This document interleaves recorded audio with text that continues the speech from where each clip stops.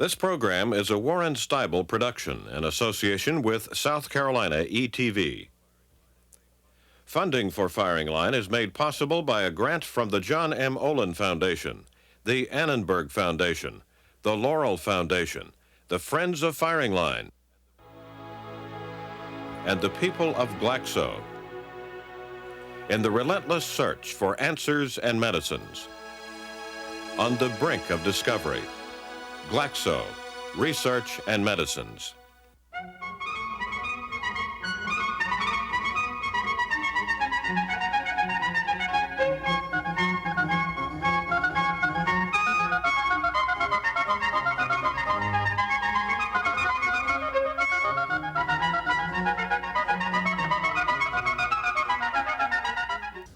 This is the final program designed to probe the question of how to go about reforming national healthcare practices. Dr. John Goodman, the president of the National Center for Policy Analysis in Dallas, will help us guide the discussion designed to elicit the analysis and advice of our expert panelists. They include Robert Dresing, vastly experienced in the medical health business, a director of the National Institute of Health Advisory Council, Ronald Pollack, who is executive director of Families USA, and who advised President and Mrs. Clinton on the specifications of this particular plan. Before joining Families USA, he was dean of the Antioch University School of Law. We have J. Rockefeller, senator from West Virginia, always heavily concerned with matters of health, and ardent champion of the Clinton plan. Charles Sanders is the chairman and chief executive officer of Glaxo. He has served as general director of the Massachusetts General Hospital and as a professor of medicine at the Harvard Medical School. We have Senator Paul Wellstone, who also has a PhD in political science. He taught for many years at Carleton College and introduced the American Health Security Act, which calls for a single-payer system of financing health insurance. So let's proceed, and may I do so by asking this question. We are focusing now on how to help people, and we agree that we can't help people by overburdening them. If everybody had all the money he wanted to, then he could or she could look after his health plans according to his own requirements. Now, the question of financing this plan, as I understand it, all these things that have been happening that we all disapprove of are not going to happen, but nor are we going to have a deficit because there will be economies affected, for instance, through efficiencies, plus also there'll be a cigarette tax. Does this sufficiently deal with the contingent financial hazards of the plan? I think for the first cut at it, it does.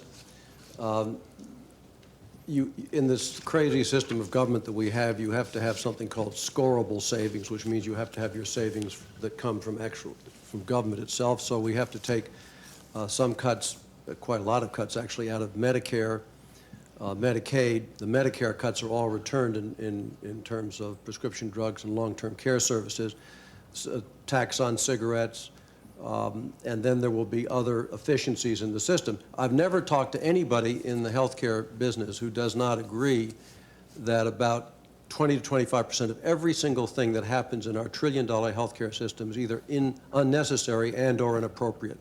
So we know, Bill, that there are enormous savings out there in the healthcare industry. I have a little bit of skepticism, if I could, on the cost savings. Yeah. I think that Congressional Budget Office did a study this last summer, and I think CBO is quite respected for its work, Bill, and they pointed out, looking at 1995 to the year 2000, that there was a $500 billion differential between what single payer could support and the managed competition proposal.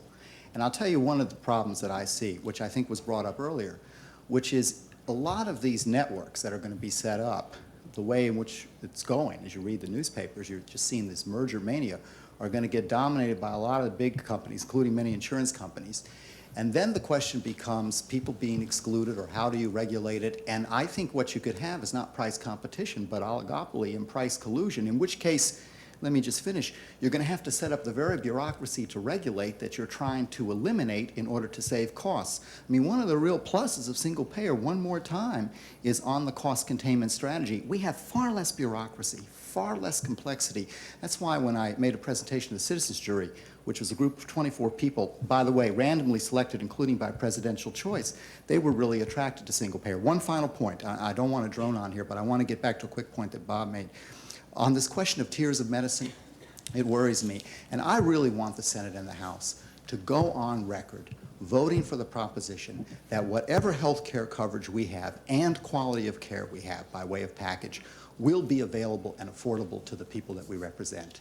I think whatever plan we are asking the people we represent to participate in should be the same plan that we agree to participate in, which is one of the ways and that will happen. Well, I want to make sure that we go on record. So far, we haven't. But may I ask you this? Doesn't it inhere in the American approach to medicine, which is the best in the world, that it has got to become more and more expensive? 20 years ago, there were 14,000 bypass operations. Last year, there were 400,000. Now, as Irving Kristol pointed out, it really is the purpose of medicine to keep people alive. The longer we're alive, the more medicine we're going to consume. Now, has anybody thought through that inherent question? That poor senator from Arizona who wanted everybody to be sort of killed at age 70, wasn't reelected, as I remember. But is there any thinking at that level in these plans? I think the thing that concerns me in terms of trying to design a plan which is accomplishes these goals, which are very laudatory, access, portability, quality, is the fact that there is no clear recognition of the need to support research and development. There is, I mean, we're very concerned about taking care of people, but there's not a lot of talk about how we're really going to sustain research, and that really is going to be the key to providing the most cost-effective care. You know, I'm in the pharmaceutical business. I've been a doctor on both sides of this equation. If we don't have those medicines that are going to take care of AIDS and Alzheimer's and cancer and cardiovascular disease, then our kids aren't going to look to a very bright future. Doctor, that's what it's all about. Aren't you talking about research which will, in fact, prolong life? Yes. So there's a sense in which there's an inbuilt paradox in what we're trying to do, i.e., to the extent that we succeed, we're going to always threaten to price ourselves out of what we consider to be affordable.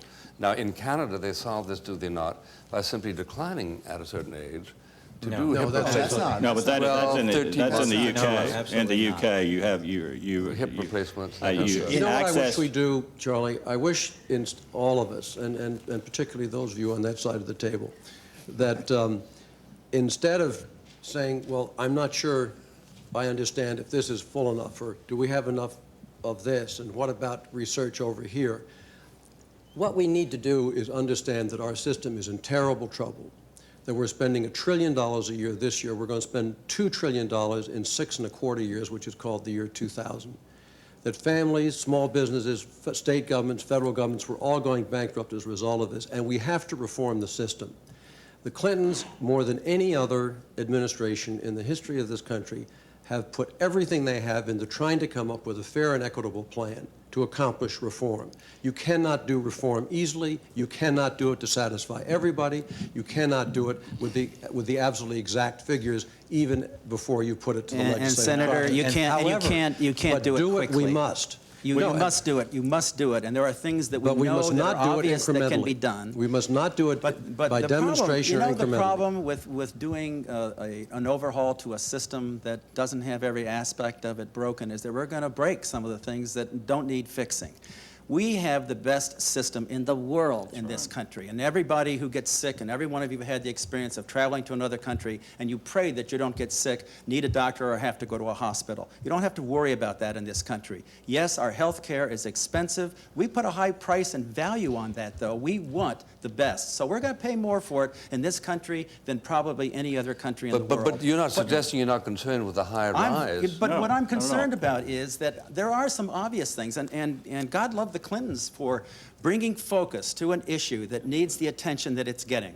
There are issues that can be fixed. Your point about the fact that the bureaucracy that we have now in trying to get paid for a claim that you're rightly and deserving to get paid for is horrendous. It's obscene in this country. tort reform, malpractice reform. We've got to have that. We could save millions of dollars by having that. Which The is not- overutilization and of more existing than anything services. else, But what we don't want to do, need is Ron, we what we need don't to want to do, achieve Ron, security Let him finish. for what we America's don't public. want to do finish. is to create a new bureaucracy We- that's worse than the old bureaucracy. That is going to cost us as much as the current one is. We're losing sight of the things that are going to be effect on this country. Bob, the that's aging scare tactics. population, Okay, Mr. long-term Pollack. care. Scare tactics. You Where have is the that floor. in the You plan? can't Pollack has the create floor. a worse bureaucracy of 1,500 insurance companies with their 1,500 forms and rules. What we need more than anything else in this country is to say to each and every American that you are secure, that you're never going to fall through the cracks. You've got 1 out of every 4 Americans loses health insurance or doesn't have health insurance for some part of each and every year. Now, that is not a system that we should be proud of. We've got costs that jumped from $2,600 per family in 1980. Today, we're spending about $8,000 on average per family for health care. At the end of this decade, it will be $14,000 per family for health care. So the alternative, my friend, is that we're going to see more and more families priced out of health care. We're going to see more and more businesses really hurt terribly because of this price spiral. And I'm really pleased that President Clinton is now going to be able to say to the American public, if his plan passes, that nobody will ever fall through the cracks again, and these escalating prices will no longer occur. Let's talk about security. Secretary of Defense Les Aspin, when he became Secretary of Defense, had to have some additional vaccinations because of his international travel. His doctors, operating under a managed care program, in order to save $1.55, that's all they saved, gave him a slightly riskier but cheaper vaccine, and without telling him that any choice was being made, and Les Aspin ends up in the intensive care ward. This is our Secretary of Defense. That's under today's system, is that what you're talking But isn't about? that exactly the That kind sounds of like a bad managed doctor to care, me. well, this is the kind of managed care the Clinton administration is praising and recommending for the whole country? John, you may be closely associated with this program, but you cannot be allowed to get away with a statement like that. The managed care, we want managed care that works. That's why when Ron Pollack and I talk about these alliances and the accountable health plans, which these alliances will be making their agreements with, they're going to have report cards, such as you never got during all the time that you got through school. If they get vaccinations which are cheap and not as good and put less aspirin in the hospital, the consumers of these healthcare plans are going to read about that. They've got something called the National Data Practitioner Bank, which gives tremendous amounts of information about each and every doctor, what their natures are, what about hospitals. Consumers of healthcare are going to have more information about what kind of healthcare plans they're going to be able to pick, what doctors they have, and what people say about those doctors based on past experience, what they say about hospitals. Never before have we done this kind of thing. Senator, I hope you're still alive when the study comes out. Suppose it doesn't work that way. Okay. John, Isn't it the case I'm sorry? that people will not be allowed to take money out of their own pocket and go pay more money to see a really good doctor? No. The Clinton administration is not going to allow that, is it? In No, fact, they you're can do that. entirely wrong on that. There will be Don't you have a fee schedule and price controls? no, there is not price controls. There will be a fee-for-service system, just as we have now for those who want to pay a little bit more for it. They can go. But there's So a good there's a doctors can limitation. step out of the There's a system and limitation. charge any amount of money they John, want. you should, from No. the critique that you're presenting, I'm sorry, Jay, you go ahead and answer. From the critique that you're presenting, in some ways, you should be very attracted to the single-payer approach. I'm serious. In part because I do think one of the problems with the president's plan is there isn't real choice yet, because with single-payer, with fee-for-service, people want that. They're paying a higher premium, and when you combine that with a $400 deductible and a 20% copay, a lot of people in rural America, rural Minnesota, are going to say, you're not really giving us a choice because we can't afford that additional choice. Second of all, with single payer, you have that card, the budgets are negotiated, and people have a choice. We don't say you have to be in managed competition framework or managed care. Doctors, clinics, hospitals compete against one another on the basis of quality of care, and you go to whoever best serves you and your family. And that's the way it should be. That should be up to the consumer. That's up to the market, and that's the way it should work. My fear, I think in Minnesota we have a lot of good managed care plans, and then we have some that aren't so good. And they're not so good, the ones that are good work well, the ones that aren't so good because doctors are micromanaged. And they have to become gatekeepers. And they got to call a 1-800 number, and you've got an insurance company that runs it, and it's bottom line medicine. I would like to see the insurance industry's role out of it, dramatically reduced. I haven't heard one person here today refute the argument that this is the way you can save the costs in the administration and deliver good care to people, giving people the choice. Senator, let me ask I got to ask you this question. I really do, because I can't stand it. Why don't the bad... Can't stand it or what I said? No, I'm interested in what you say. Okay, thank you. We've made 100 references to these inefficient 1,500 alternatives. Why don't the bad ones go bankrupt? Well, I'll tell you that Who's going to use Les Aspen's doctor? I know. I will tell you why. I will tell you why they don't go bankrupt. Today, the way insurance companies make money is by cherry picking. What they do is they turn down those people who they think are bad risks, people who may be sick, people who are older, women of childbearing age. Well, okay, and so what the that doesn't make insurance them bad. That doesn't make them bad, does it? In respect to the I don't people? think that's Yes, the way it you does. want a healthcare It does make system them to bad operate. because as opposed to the Clinton plan, where every single insurance company that exists after they've been community rated, they'll have to take every single person who applies to them. Now, wait a minute. It costs money to send look, somebody. If we have, look, suppose you and I start an insurance company, and we offer health for people between the ages of 26 and 28. Now, and should that be unlawful? Yes. That's cherry picking, but we can offer them very good rates, can't we? Now, at the okay, expense of somebody else. he starts one, And what that means, if I'm in a family and I've got a 26-year-old kid and my wife, who is in her 40s, happens to be sick, then I can insure my child, but I can't insure my wife? What kind of presumably at silliness age is that? 26 he's looking after himself, no? Well, I didn't say 16, 26. The point is, if we're going to have a healthcare system, usually when you have Bill, if we have a inefficient... healthcare system that works, you've got to have a healthcare system that works for everybody. You can't say to a woman, plans out there. because she's of childbearing age, that we're not going to provide coverage to you. You sound like Henry Ford. They can have any color they want as long as it's black. Bill, can I get to your point about will the bad ones go bankrupt? Yeah. You know what's risk here? What? The good ones could go bankrupt. How does the teaching hospital that costs the most to run, the hospital that has the highest technology, the hospital that's providing the training for all the doctors of the future, going to compete in this milieu of managed competition with the lowest cost provider? And what is going to happen to the delivery of specialized care to very specialized populations in this country that need comprehensive care that they can only get in that kind of a setting? Senator Rockefeller will answer that question. One of the watchwords of the Clinton plan is quality. You can have simplicity, you can have security, you can have savings, you can have everything else. All of it means nothing unless you have quality. How do you do that lowest cost provider? And you do that, so you keep referring to the lowest cost provider. These purchasing alliances, these Yes. 1 million consumers who are purchasing insurance and health care from, let's say, an accountable health plan. They have somebody, yes, who's working for them, looking to try to get the best financial deal, but they also have somebody with just as much power and just as big or small an office who's interested only in quality, making sure that it's top quality, the best possible quality. Senator, one of the assumptions Yes. made by people like yourself about the Clinton plan is all they're looking is for the cheapest price. That's not true. But We're who's looking going to for assess quality? and How cost will it be equally. determined? That's the problem. That's the problem. What we're really talking about is a governmentally imposed plan with global budgets, which I'm concerned about. The fact the National Health Board is going to set the premium targets and regulate the premium growth. It's going to mandate that we come in compliance with the national health budget of the CPI plus 1.5%. I think in 1997, no country has ever been able to come that close to CPI.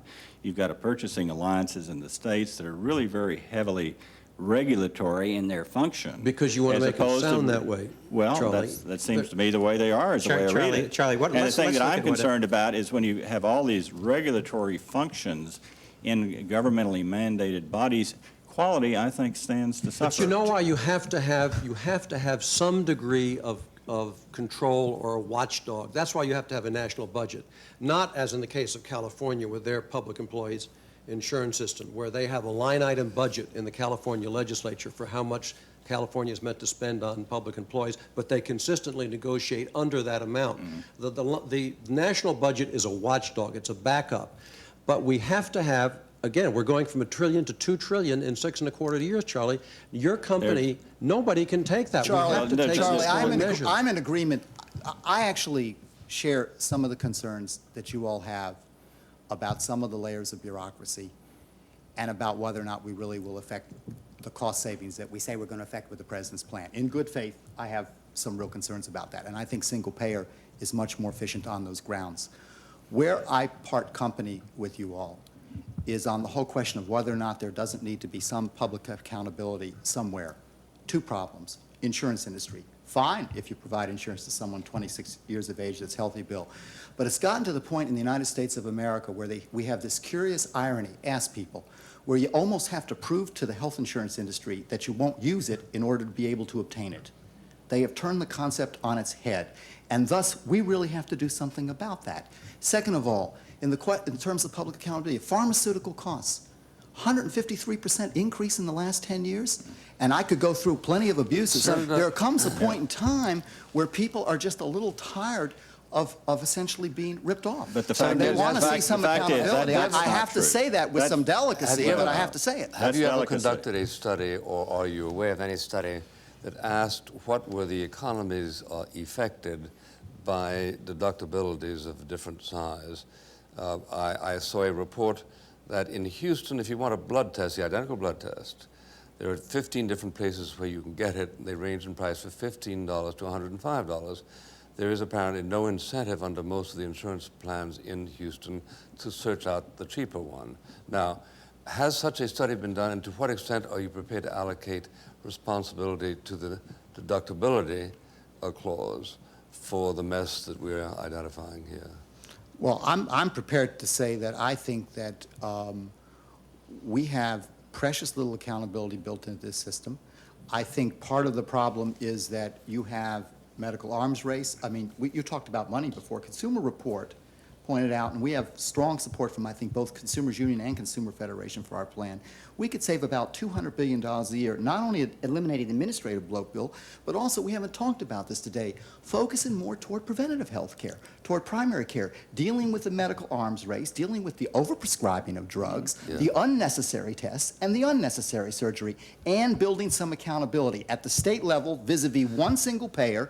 This is the comparative data from other healthcare systems and those providers, and that's how you get a handle on the problem. Isn't that the about. micromanagement that Dr. Sanders is worried about? Well, I think the marketplace is really beginning to work in this business. I mean, Beginning to work? $1 trillion to $2 trillion? Well, that's the projection on the basis of last year's statistics. What we're seeing for the first 9 months of this year is the medical care inflation is 5.6%. That's the lowest since 1933. Alan Greenspan has said that that's already going back up. That I know, and I've tried to confirm that with Charlie, Mr. I can't let you Greenspan. get away with that. Well, I don't. And Charlie, the fact is really that is the a red marketplace herring is to in talk fact changing. And about what y'all are talking about is your plan, the Clinton plan, your plan. There are other plans on the table which do very much the same type of thing. The Cooper bill is the middle of the road bill. It's a bipartisan bill. It is not the middle of the road. It's the edge of the road bill. Well, I don't believe that for a minute. I mean, what you're saying Cooper basically has managed competition. He lets the free marketplace work. He does not rely upon global budgets. It is really an incremental plan building upon the present system. As Bob said, we have the best medical care in the world for the vast majority of our people. The real issue is making sure that we make Buckley. that system available to everybody. Cooper, no and that's employer what we're payments. all for.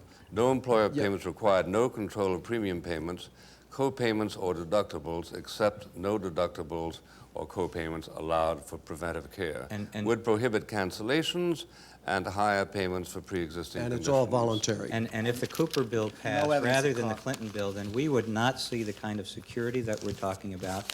There still would be many millions of Americans who would fall through the cracks. The Cooper bill doesn't even tell you what kind of benefits that you would be entitled to under your insurance plan. It leaves it for some later point of time. And Well, another the point National that Health Board nobody finds those And if anybody wants that to nobody read has studies, raised here, and Congressional that Budget question Office study. about what happens to, The say, Cooper bill grandma, does if grandma very has, much the same. if grandma has Alzheimer's time? disease or Okay. stroke or Parkinson's disease, the family can be wiped out immediately because of long-term care costs. Today, the average cost of a nursing home is $30,000 to $35,000 a year, and people don't get help. Medicare does not cover long-term care. So what the Clinton bill does, unlike the Cooper bill or the Graham bill, is it provides long-term care so the family can stay at home, it provides Now? care at home, and it provides prescription drug coverage for that Interesting family as well. example Yeah, you and- use of Long-term care. Alzheimer's disease. I'm looking here at the Wall Street Journal. It says that ordinary patients can get a drug called THA, which is available to them. But if you're in one of the HMOs in Northern California, you can't get it because those HMOs are denying it to their talking about patients. the You're a present Johnny system. One Note, unfortunately. Well, but this is the HMO and if system. there It's is the managed care an system. HMO that abuses And- this, then number one, you can go to the Health Alliance and get it corrected, and number two, in the scorecards But you that couldn't Senator step Rockefeller outside was it and talking pay the about, money, could you? everybody would know about the fact that that HMO was abusing its responsibilities, and people would no longer be on that plan. But what about so paying for your the own- first using your own time, money for to the buy the first drug? time, we would have a remedy for that kind of situation. He's answered which your we don't question have today. precisely. What he's he's answered the saying is question, that but I have he's- remedies within a bureaucracy, but I can't ever get out of the bureaucracy. No, No, We know how absolutely, that absolutely, works. We know how that absolutely works. false. I can't take money out of my... You know, one thing you Now, might you all do, just after settle down, this settle plan is down. over, I I'm award the delighted to last give 20 you- seconds to Senator Rockefeller. The only plan that is what I would call center of the road, which uses both the free economic system of America through managed competition, but yet does not say, let's turn the entire country over to a system which has not yet been tried broadly in this country, and so let's have the backstop of a global budget, is the Clinton plan, which has its emphasis on simplicity, savings, security, and quality. Thank you, gentlemen. Thank you, ladies and gentlemen.